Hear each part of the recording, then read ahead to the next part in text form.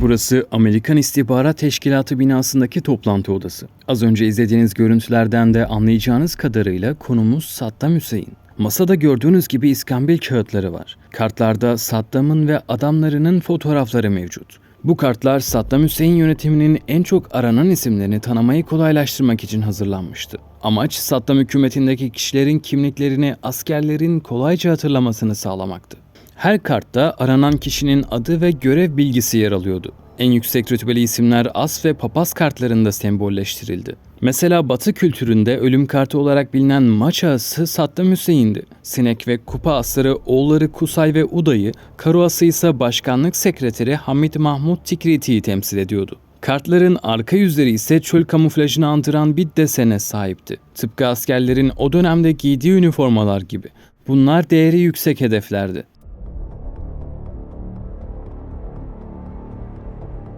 En önemliden en önemsize işte kartların net bir görüntüsü. Son 24 saat serimizde bugüne kadar Beşer Esed ve Muammer Kaddafi'nin son anlarını 3 boyutlu animasyonla anlattık. Peki Saddam nasıl yakalandı? Ele geçirilmesinden idamına kadar son anlarında neler yaşadı? GZT olarak günlerce araştırmasını yaptığımız ve stüdyomuzda 3 boyutlu animasyonla canlandırdığımız bu çalışmayla şimdi Saddam'ın hikayesini tüm detaylarıyla karşınıza getiriyoruz. Bize destek olmak için abone olmayı unutmayın. Yıl 2003. Washington'da karar verilmiş durumda. İllaki Irak'a girilecek. Dünyaya sunulan bahane ise şu: Saddam'ın kitle imha silahlarına sahip olduğu iddiası. O an Amerika Başbakanı Bush kameraların karşısına geçiyor ve tarihe geçecek o açıklamayı yapıyor. My fellow citizens, at this hour, American and coalition forces are in the early stages of military operations to disarm Iraq, to free its people, and to defend the world from grave danger. On my orders, coalition forces have begun striking selected targets of military importance to undermine Saddam Hussein's ability to wage war.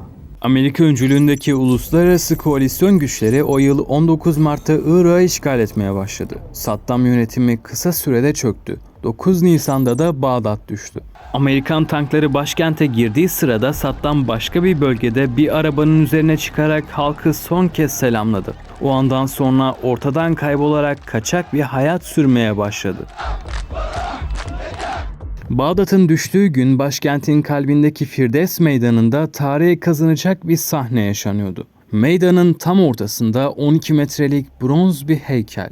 Saddam Hüseyin bir elini zafer edasıyla havaya kaldırmış, sanki tüm ülkeye sesleniş konuşması yapıyor gibi bakıyordu. Ama o gün o duruşun hükmü sona erecekti. Amerika askerleri tanklarla meydana doğru gelmeye başladı. Bir askerin heykelin üzerine Amerika bayrağını göndere çekmeye çalışması Iraklıları küplere bindirdi. Onun yerine tepesine Irak bayrağı koyuldu. Bir grup heykelin kaidesine tırmanmaya başladı. Biri elindeki çekişle bronz yüzeye vurup duruyor, bir diğeri ise kalın bir halatı Saddam'ın boynuna doluyordu. Kısa bir süre sonra bir Amerikan M88 zırhlı aracı halatı çekmeye başladı. Devasa heykel yavaşça aşağı iniyordu. Yarı eğik pozisyona gelmesiyle Iraklılar etrafını sarıp çöp ve eşya fırlattı. Askeri aracın son hamlesiyle birkaç saniye içinde yüzlerce kilo ağırlığındaki bronz kütle ayak kısmından koparak yere devrildi. Kalabalık hemen üzerine çıkarak o anı kutlamaya başladı. Heykeli yıkanlardan biri daha sonra pişman olmuştu. Düşüncelerini şu sözlerle açıklıyordu. اليوم اروح يم التمثال يعني اتالم وانقهر اقول ليش يعني سقطت هذا الصنم اعيد الصنم احتمال يعني اصنعه واعيده لو خوفا ذولا يقتلون ارجع. Saddam düşmüştü ama efsanesi uzun bir süre devam etti. Büyük çaplı çatışmalar sona erdiğinde onun nerede olduğu tam bir muammaydı. Bağdat'ın düşmesiyle birlikte adeta radarlardan kaybolmuştu kendisi. Amerika'nın başlattığı Saddam avı gün geçtikçe büyüyordu. Zamanla 30.000 asker ve istihbarat personelinin dahil olduğu dev bir operasyona dönüştü. Amerikan kuvvetleri onu ve üst düzey yetkililerini bulmak amacıyla Irak'ın dört bir yanına yayıldı. Aramalar ağırlıklı olarak Irak'ın Sünni bölgelerinde yürütülüyordu. Günler, haftalar geçiyordu ama ondan en ufak bir iz bile bulunamadı. Bulunması tam tamına 9 ay sürecekti. Peki Irak'ın her köşesi didik didik aranırken Saddam ne yapıyor, günlerini nasıl geçiriyordu?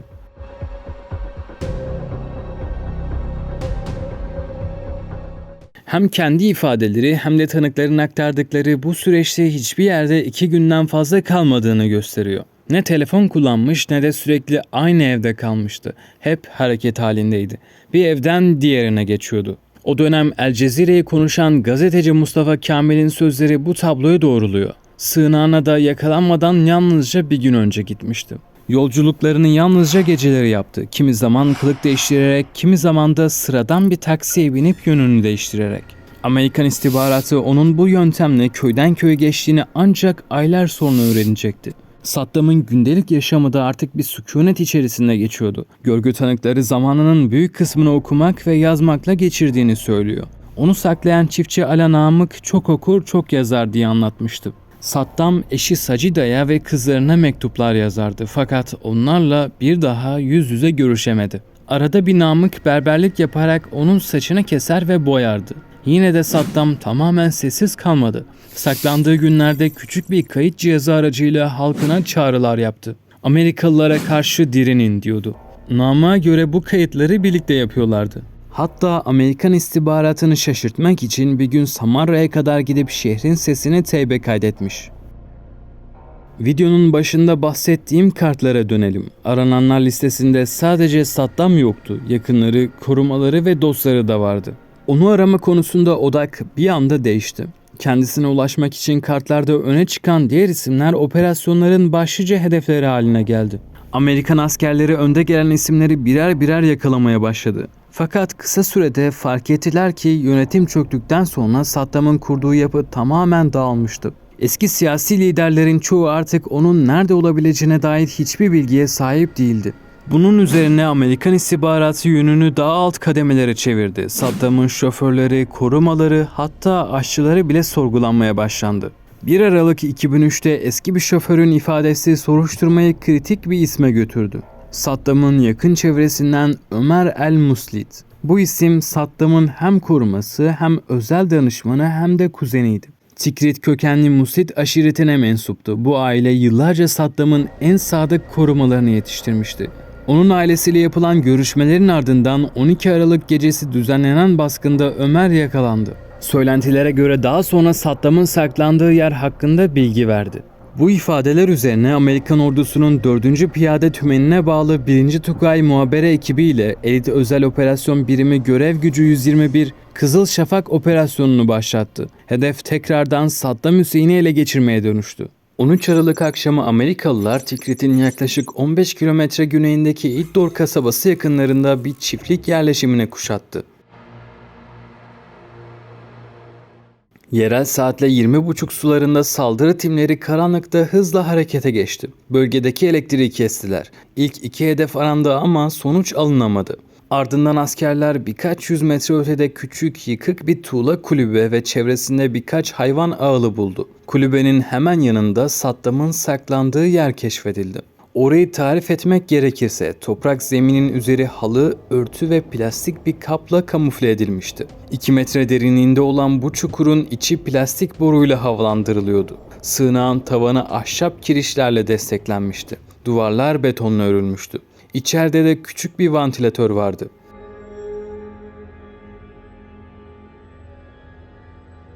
Olası bir tuzak ya da silahlı direniş ihtimaline karşı bir asker çukura sersemletici el bombası attı. Ardından gönderilen keşif köpeği içeri girmeye çalıştı fakat hemen geri döndü. Komandolar çalı ve toprağı temizleyince kapağı kenara ittiler. Tam o anda aşağıdan Arapça konuşan biri duyuldu. Kısa bir sessizliğin ardından karanlığın içinden bir çift el teslimiyet işaretiyle yukarı uzandı. "Ben Saddam Hüseyin'im, Irak Cumhurbaşkanıyım ve müzakere etmek istiyorum." Yanındaki Amerika askeri de Saddam'a "Başkan Bush selamlarını gönderiyor" dedi. Saddam'ın üzeri toz içindeydi. Griye çalan sakalları uzamış, saçları dağılmıştı. Yüzünde korkudan çok şaşkınlık vardı. Sanki hala ne olduğunu anlamaya çalışıyordu. Etrafını onu yakalamakla görevlendirilen Amerikan komandoları sarmıştı. İddialara göre belinde bir Glock 18 tabanca vardı ancak ne ateş etti ne de direndi. Ölmemek için ellerini hemen havaya kaldırdı. O tabanca şu anda Amerika Başkanlık Ofisi'nde sergileniyor. Saddam çukurun içinden çıkarılırken bir asker yüzüne sert bir darbeyle vurarak onu etkisiz hale getirdi. Askerler yakalanan kişinin gerçekten Saddam Hüseyin olduğunu dakikalar içinde doğruladı. Her asker yanında Saddam'ın fotoğrafını taşıyordu. Ayrıca sahada yapılan hızlı biyometrik ve görsel kontroller hedefin gerçekten o olduğunu teyit etti. Kulübenin içinden yine iddialara göre 2 keleş ve 750 bin dolar değerinde yüzlük banknotlar ele geçirildi. Operasyon yaklaşık 25 dakika sürdü ve hiçbir can kaybı yaşanmadı. Ardından operasyon komutanı Albay Hickey telsiz hattından şu mesajı geçmişti: "Onu yakaladık." Görev tamamlandıktan sonra Saddam'ın gözleri bağlandı. İki özel kuvvet askeri onu kurumuş ayçiçekleriyle kaplı bir tarladan geçirerek bekleyen helikoptere götürdü. Bir asker arkasından saçlarından tutuyordu, diğeri ise sakalından. Saat 21 civarında Saddam, Tikrit'teki güvenli bir noktaya doğru helikopterle yola çıkarıldı. İlk gözaltı yeri Tikrit'teki sarayıydı. Orası artık Amerika tarafından 4. Piyade Tümeni karargahı olarak kullanılıyordu. Kısa süre sonra Bağdat'taki Amerikan üssüne nakledildi. Yakalandığı günün ardından Amerika'nın Irak'taki sivil yöneticisi Paul Bremer düzenlediği basın toplantısında dünyaya tek cümleyle şunu duyurdu: Ladies and gentlemen, we got him. And this afternoon I have a message for the Iraqi people. You will not have to fear the rule of Saddam Hussein ever again. All Iraqis who take the side of freedom have taken the winning side. The goals of our coalition are the same as your goals. Sovereignty for your country, dignity for your great culture, and for every Iraqi citizen, the opportunity for a better life. Böylece 24 yıl boyunca Irak'ı yöneten Saddam Hüseyin için kaçış sona ermişti. Önünde artık sadece yargılanmak ve idam edilmekle sonuçlanacak bir süreç vardı. Çok geçmeden yargılanmaya başlandı. Mahkemelere elinde taşıdığı Kur'an'la katılıyor, hatta bazen ayetlerden örnekler veriyordu. وقاتلوهم وقاتلوهم يخزهم الله بأيديكم ويشفي صدور قوم مؤمنين صدق الله العظيم. Son 24 saatini anlattığımız Libya lideri Muammer Kaddafi o günlerde yargılanmasını gayrimeşru ilan etti. Ona göre Saddam savaş esiriydi ve uluslararası hukuka göre yargılanamazdı. Kaddafi, bu davada yargılanması gereken Saddam değil, Amerika ve İngiltere'dir demişti. Günler geldi geçti. Mahkeme süreci tam 3 yıl sürdü. Artık son yaklaşıyordu. Son saatlerinde Amerika teslim sürecini Iraklı yetkililerle koordine etti. Irak Ulusal Güvenlik Danışmanı Muvaffak Rubai 29 Aralık akşamı Amerikan subaylarıyla görüşerek devir planını netleştirdi. İnfazdan sadece dakikalar önce Iraklı yetkililere teslim edildi. Bu adım sürecin sembolik olarak Irak egemenliği altında yürütüldüğünü göstermek içindi. Tam 3 yıl sonra idamına karar verilmişti. Fakat idamın zamanlaması olay oldu. Çünkü o gün Irak'ta Kurban Bayramı'nın ilk gününe denk geliyordu. İşte bir dönemi sona erdiren o kararı birlikte izleyelim. قررت المحكمة الحكم على المدان صدام حسين المجيد بالإعدام شنقا حتى الموت لارتكاب يعيش الشعب. عمد كجريمة يعيش ضد الأمة. الإنسانية وفق المادة أسقط العملاء 12 أولا أسقط. أليف بدلالة أسقط المادة الولاة. بدلالة المادة الله 12 أكبر. أولا ثانيا الله أكبر. ثالثا. Saddam hücresinden sivil giysiler giymiş ve yüzleri kar maskeli gardiyanlar tarafından çıkarılırken kısa süre direndi. Ancak son anlarında soğukkanlı davrandı. Hiçbir pişmanlık göstermedi. Siyahlar içindeydi. Başına kukuleta takmayı reddetti. Yanında taşıdığı Kur'an'ın dar ağacına çıkmadan önce bir arkadaşına verilmesini istedi. İp boynuna geçirilmeden hemen önce de şöyle haykırmıştı: "Allah büyüktür, milletimiz galip gelecek ve yaşasın Filistin." Zincirlenmiş halde infaz noktasına getirildi. Boynuna ip geçirildi. Rubai'ye göre gardiyanlardan biri ona şöyle bağırmıştı: "Bizi mahvettin, bizi öldürdün, bizi sefalete düşürdün." Saddamsa aynı soğukkanlılıkla böyle cevap vermişti: "Ben sizi sefaletten kurtardım. Düşmanlarınızı, Farsları ve Amerikalıları yok ettim." Temiz hakimi Munir Hattat BBC'ye verdiği röportajda Saddam'ın "cennete gideceğiz, düşmanlarımız cehennemde çürüyecek" dediğini aktarmıştı. Dar ağacının altında gözleri çevresindekilerin yüzlerinde gezindi. Onların kendisine alaycı sözler söylemesine gülümsüyormuş gibi baktı. Tanıklara göre Saddam kendisini izlemeye gelenlerle konuşuyor, Irak'ın kurtarıcısı olduğunu, zalim değil direnişin sembolü olduğunu söylüyordu.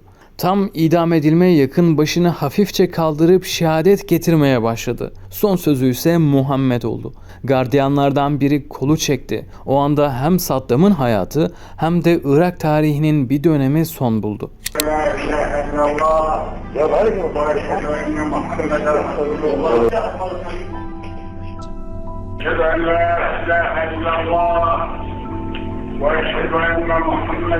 Gözlemcilerden Sami El Askeri o anları şöyle anlatıyordu. Kolu çektiklerinde yarım metre aşağı düştü. Boynunun kırılma sesini duyduk. İpin etrafında az miktarda kan vardı. Yaklaşık 10 dakika ipte asılı kaldı. Ardından bir doktor ölümünü doğruladı. İp çözülüp cesedi beyaz kefene sarıldı. Avukatı Necip El-Nuaymi o dönem El Cezire'ye yaptığı açıklamada infaza hiçbir Sünni avukatın tanık olmasına izin verilmediğini, bunun açıkça bir intikam eylemine dönüştüğünü söyledi. O sabah bazı Iraklıların içinde derin bir üzüntü varken bazıları durumdan sevinçliydi. Hatta kutlama amacıyla havaya ateş açan bile vardı. Memleketi Tikrit'te sokağa çıkma yasağı ilan edilmişti. İdamının üzerinden henüz 24 saat geçmişti. Cenazesi memleketindeki Avcı köyüne getirildi. Tan vaktinden hemen önce köyün merkezindeki mezarlığa gömülen Saddam'ın cenazesine katılım düşüktü. Defnedildiği haberinin yayılması üzerine binlerce Iraklı bölgeye akın etti. Mezarı oğulları Uday ve Kusay'ın gömüldüğü yerden yaklaşık 3 kilometre uzaklıkta bulunuyor. Saddam'ın kaçırılma sürecinin tüm detayları tam olarak bilinmiyor. Zira Amerika yasaları operasyonun tüm ayrıntılarının 2028'e kadar gizli tutulmasına hükmediyor. Yine de her şeyi açıklayacak halleri yok. Son 24 saat serimizde bir bölümün daha sonuna geldik. İçeriğimizi çok sayıda haber kaynakları ve röportajlardan yararlanarak hazırladık. Sizce sırada hangi tarihi figürün son anlarını anlatalım? Düşüncelerinizi yorumlarda bekliyoruz.